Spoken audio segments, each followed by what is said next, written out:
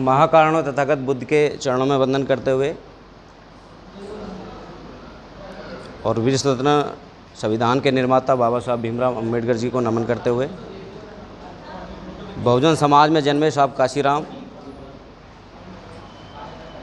और तमाम महापुरुषों को नमन करते हुए आप सभी को मेरा क्रांतिकारी जय भीम। साथियों, ज़्यादा समय नहीं लूँगा क्योंकि यहाँ पर जो है बहुत बुद्धिजीवी लोग बैठे हुए हैं जो चर्चा की है अब तक, बहुत अच्छी चर्चा की है जिससे मुझे अच्छा लगा।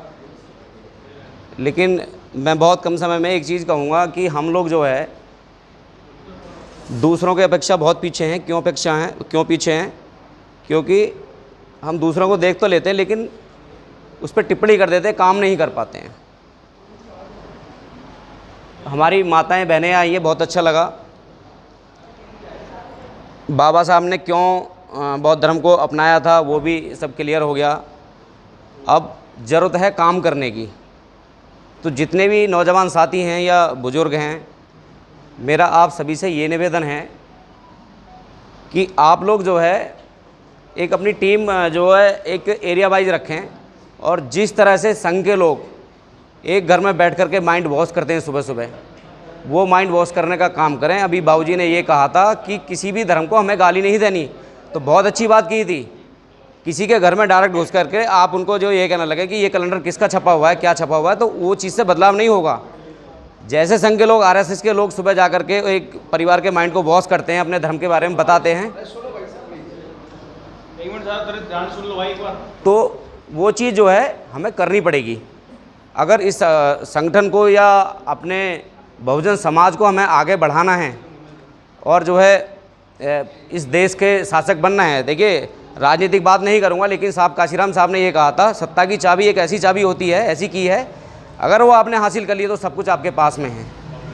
तो वो भी चीज़ जो है सत्ता पर भी नज़र रखनी है हम लोगों को।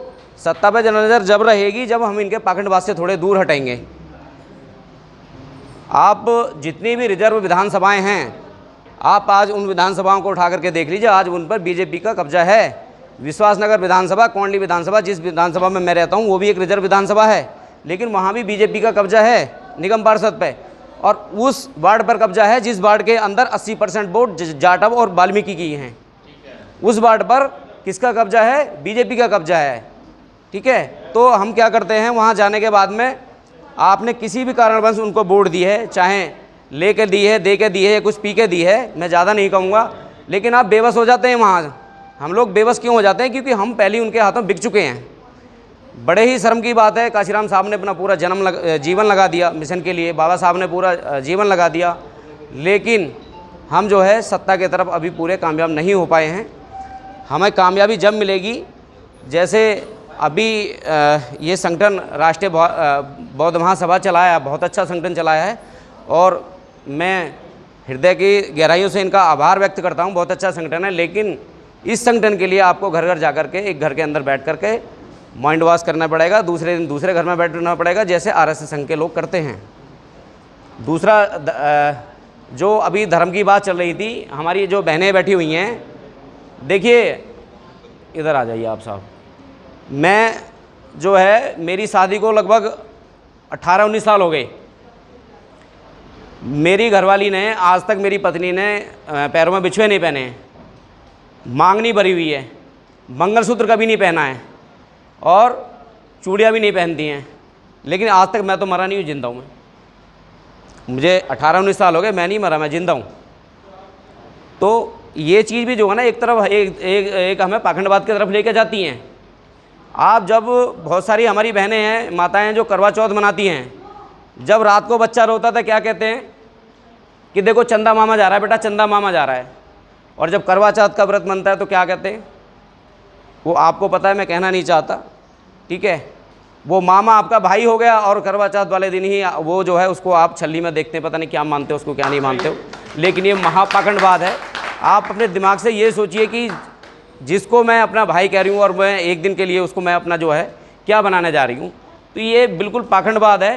करवा चौथ का व्रत मेरे घर में आज तक नहीं हुआ, मैं तो मरा नहीं हूँ, जिंदा हूँ। मैं 43 साल की उम्र होगी, मैं ठीक ठाक हूँ, हष्ट पुष्ट हूँ।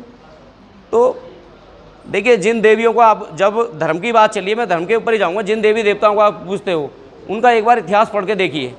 जिन देवियों का पीछे भागते हो वो देवी कहीं ना कहीं हमारे महापुरुषों के लिए जो है वो घातक बने हैं, कातिल बने हैं।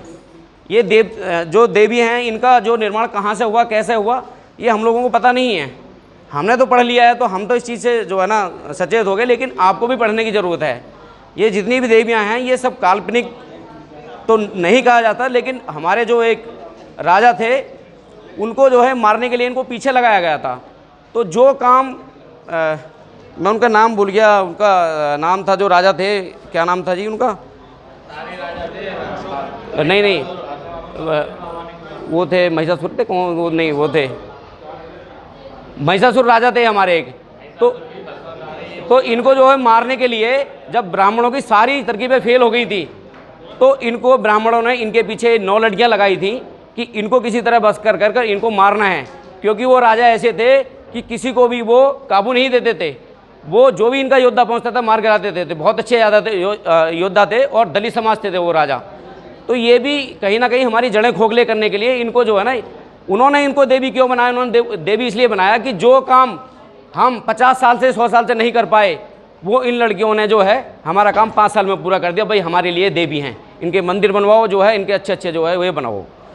तो आपसे सभी से निवेदन ये है, एक जो भारतीय राष्ट्रीय बहुजन महासभा है, राष्ट्रीय बौद्ध महासभा है, इसका जो है बहुत बहुत आभार, इतना अच्छा मिशन चलाया है। और आप सभी लोग, आप बहनों से निवेदन है कि घर घर में जाकर के बाबा साहब और बौद्ध धर्म का जो है प्रचार प्रसार करेंगे और इसको मूवमेंट को आगे बढ़ाएंगे। सभी को हार्दिक कामनाओं के साथ नमो बुद्धाय, जय भीम।